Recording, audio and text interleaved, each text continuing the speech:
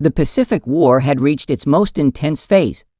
Japan, having secured early victories across the Pacific, stood firm in its belief that its military was nearly unstoppable. The Japanese Imperial Navy had proven its strength time and again, launching devastating attacks and swiftly conquering territories. Their forces had shocked the world with their daring strategies, from the surprise assault on Pearl Harbor to their rapid expansion across Southeast Asia and the Pacific Islands. At this point in the war, Japan's military confidence was at an all-time high. They had built their empire through meticulous planning, superior naval tactics, and a deeply ingrained warrior culture that emphasized discipline, sacrifice, and unwavering loyalty to the emperor. Their warships, including formidable aircraft carriers and powerful battleships, had dominated the seas, while their ground forces, equipped with light tanks and highly trained infantry, had proven effective in capturing strategic islands. However, the situation would soon take a drastic turn as the full force of American military power was unleashed. What the Japanese had not fully accounted for was the sheer industrial might of the United States. While Japan relied on its existing fleet and limited production capacity, America was rapidly mobilizing its vast resources, building superior warships, and deploying advanced tanks in numbers Japan simply could not match. The turning point was inevitable. Battles that would redefine naval warfare and armored ground combat were on the horizon, and the strength of American warships and tanks would soon shock the Japanese military to its core. In the coming battles, the Japanese Navy would face overwhelming firepower, superior tactics, and technological advancements that would change the course of the war. This video will explore the decisive moments where American military power proved unstoppable, from massive naval clashes to ground battles where tanks played a crucial role. The tide of war was about to shift, and the Japanese military would soon realize that their once dominant forces were no longer invincible. In the early years of the Pacific War, the Imperial Japanese Navy stood as a dominant force, seemingly unmatched in its precision, speed, and firepower. The surprise attack on Pearl Harbor on December 7, 1941, demonstrated Japan's military prowess and strategic brilliance. In a matter of hours, the U.S. Pacific Fleet was left in ruins, with battleships crippled, aircraft destroyed, and thousands of American lives lost. This bold assault was not just a tactical success, but a psychological blow to the United States, signaling Japan's determination to control the Pacific. Following Pearl Harbor, Japan embarked on an unstoppable wave of conquests. Their forces swiftly captured the Philippines, Hong Kong, Malaya, and Burma, advancing with an efficiency that stunned the world. The Japanese Navy played a crucial role in securing these victories, using its powerful fleet to dominate the seas. Central to this strength were its aircraft carriers, particularly the Akagi** and Kaga**, which had been instrumental in the attack on Pearl Harbor. These floating air bases allowed Japan to project its air power across vast distances, launching devastating raids on enemy positions. Their fleet was also supported by battleships, cruisers, and destroyers, all designed to operate in coordinated and highly effective battle formations. One of Japan's greatest assets was the Mitsubishi A6M0, a highly maneuverable and fast fighter that outperformed most American aircraft at the start of the war. The Zero's superior range and agility made it a fearsome weapon in dogfights, allowing Japanese pilots to establish air superiority in the early months of the conflict. Combined with their naval dominance, this gave Japan an edge in nearly every major engagement. Their aggressive naval strategies, emphasizing speed, precision, and well-planned surprise attacks, further strengthened their position. The confidence within the Japanese military was soaring.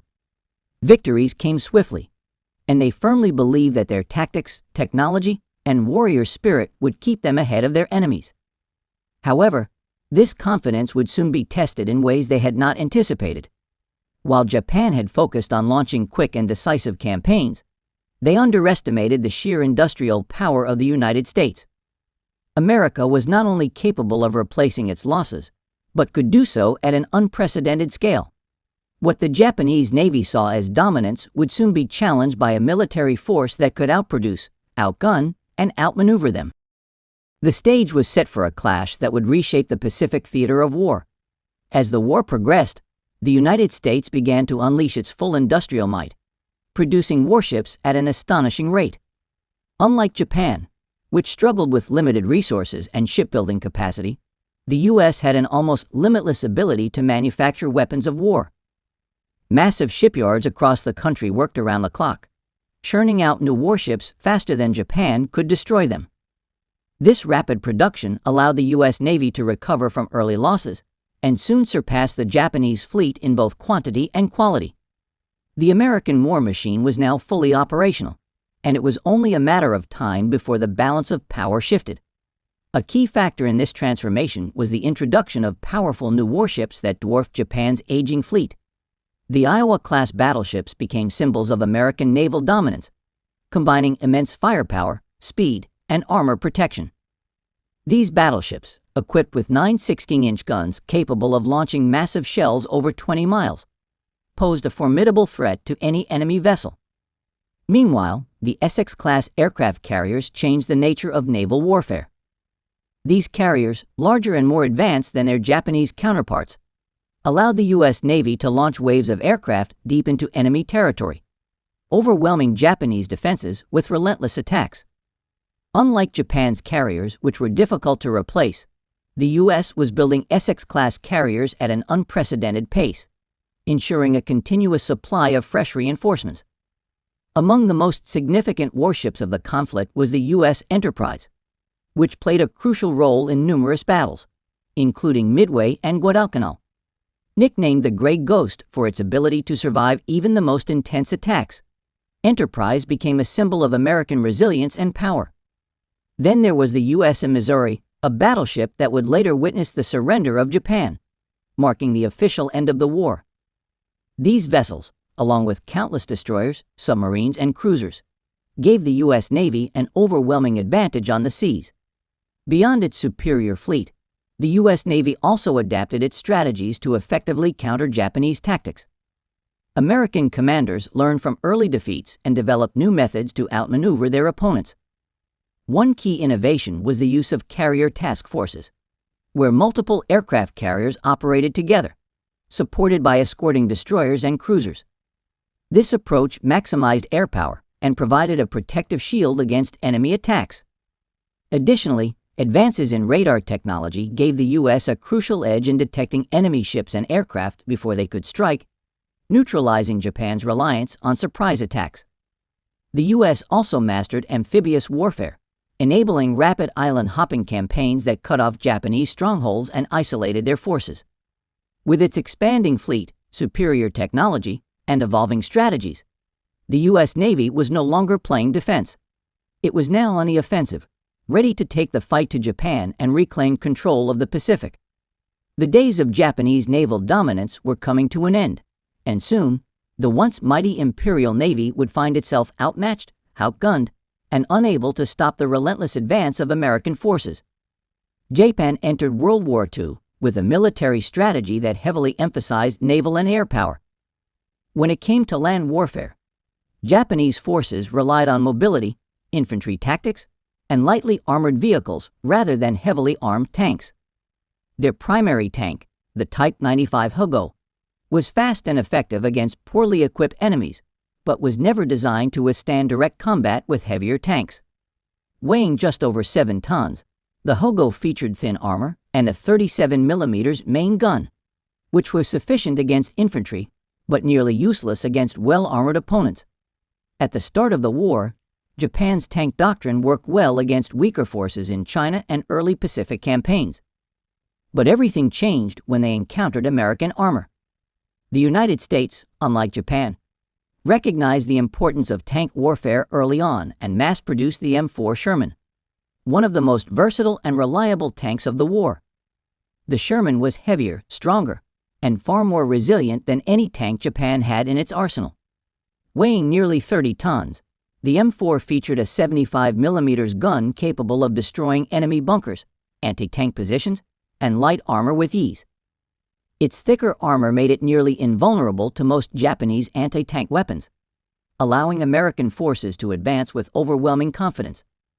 Unlike Japan, which struggled to replace lost tanks, the U.S. had an industrial advantage, producing thousands of Shermans that continuously reinforced battlefronts across the Pacific. As American forces launched their island-hopping campaigns, Japanese soldiers quickly realized that their tanks were no match for the M4 Sherman. In battles across the Pacific, particularly in the Philippines and Okinawa, American tank divisions crushed Japanese armored units with superior firepower and durability. The contrast was stark. While Japanese tank crews attempted to flank enemy positions, their shells simply bounced off the thick armor of the Sherman.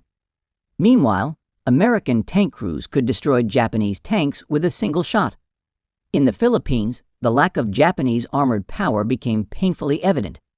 As American forces pushed through Luzon, Shermans led the charge, breaking through enemy lines and providing cover for advancing infantry. Japanese commanders, knowing their tanks were ineffective, resorted to desperate measures, including suicide attacks and anti-tank ambushes. But these efforts did little to halt the American advance. The same pattern emerged in Okinawa, one of the bloodiest battles of the war. Here, Japanese forces attempted to use underground tunnels and fortified positions to slow the American assault. But once Shermans were deployed, resistance crumbled. The tanks not only cleared defensive positions, but also provided critical support against last-ditch Japanese counterattacks.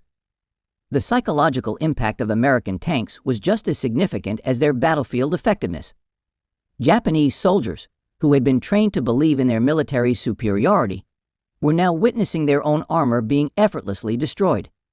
The realization that their technology was outdated and incapable of matching American firepower shattered morale. While Japanese forces relied on courage and unconventional tactics, the sheer might of American war machines proved impossible to overcome. By the final stages of the war, American tank divisions had become unstoppable. Their ability to crush enemy defenses, withstand counterattacks, and operate in harsh jungle terrain ensured victory after victory. Japan had underestimated the importance of armor in modern warfare, and as a result, they found themselves hopelessly outclassed on the battlefield. The once dominant forces of the Empire of Japan were now facing an enemy they simply could not stop. The Battle of Midway marked a turning point in the Pacific War, where American intelligence, strategy, and superior firepower combined to deal a devastating blow to the Japanese Navy. Prior to this battle, Japan had maintained the upper hand, securing rapid victories across the Pacific. However, American cryptographers had broken Japanese codes, allowing the U.S. to anticipate Japan's attack on Midway. This intelligence advantage enabled the U.S. Navy to set a deadly trap.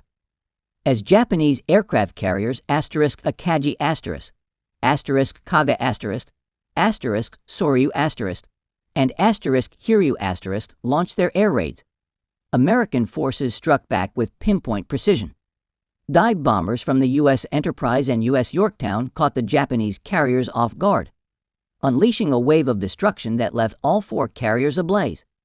Japan lost not only its best warships, but also its most skilled pilots, a blow from which it would never recover.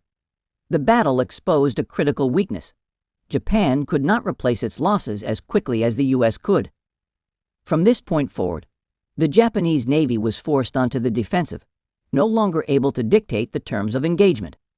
The Battle of the Philippine Sea, later known as the Great Marianas Turkey Shoot, demonstrated just how outmatched Japan's forces had become. This battle occurred as the U.S. began its invasion of the Mariana Islands, a critical step toward Japan's homeland. Japan launched a desperate counterattack, sending hundreds of aircraft to strike the U.S. fleet.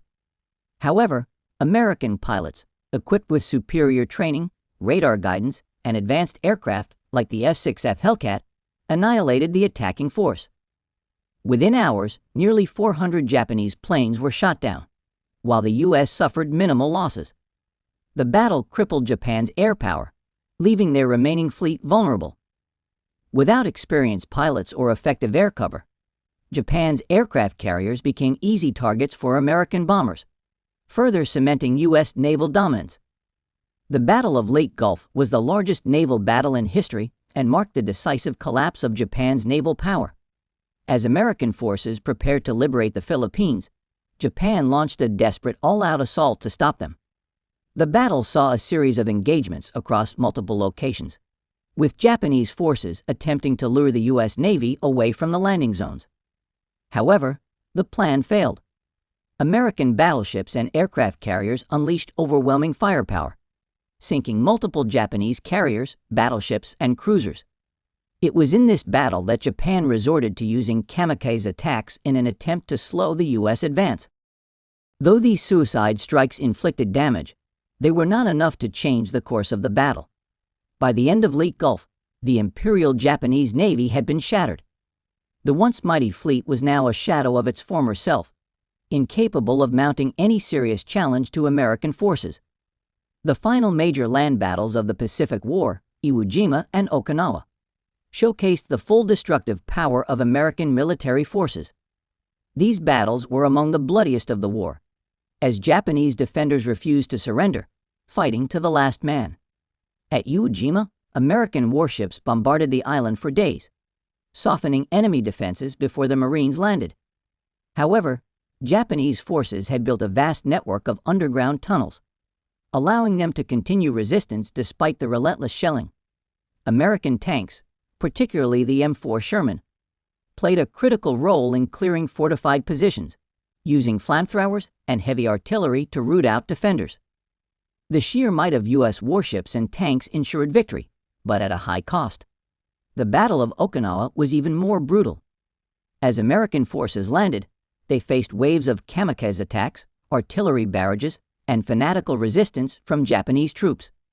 The U.S. Navy endured heavy losses from the relentless suicide strikes, yet it remained steadfast.